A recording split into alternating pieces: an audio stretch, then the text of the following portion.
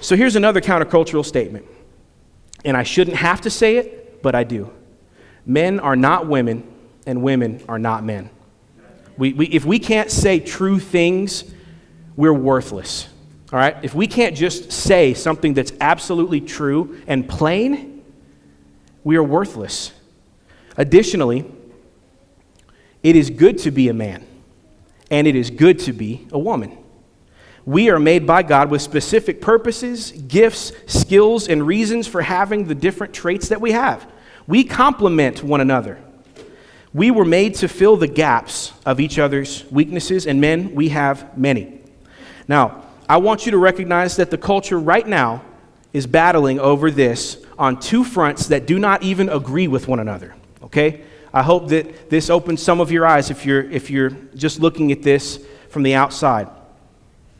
Classical feminists and women's liberation advocates have said for years that men and women are real and they exist, and that women have been treated unfairly by our patriarchal system that has unfairly advantaged men. All right, that's the classical feminist position.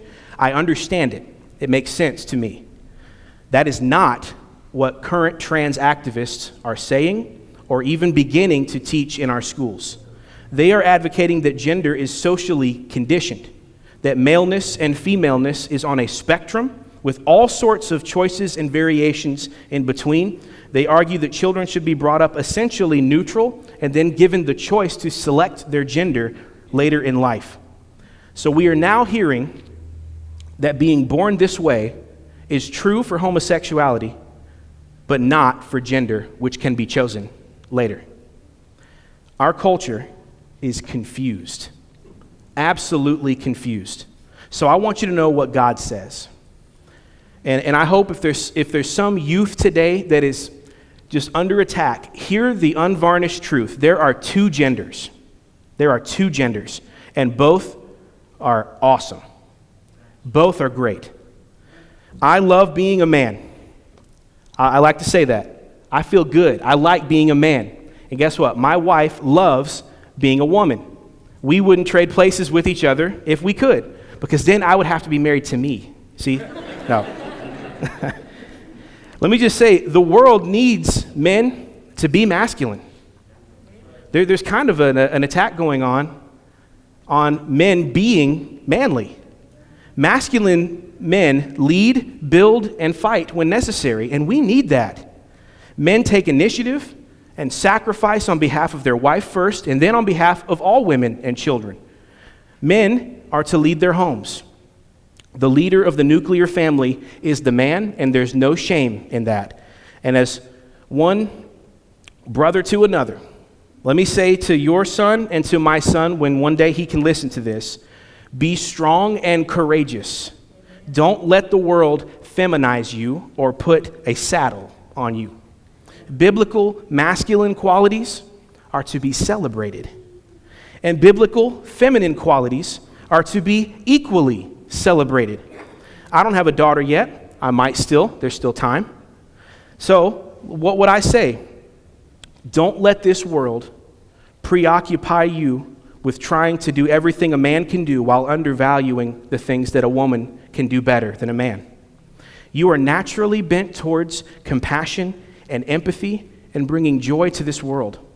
Women are not just beautiful, they make the world beautiful.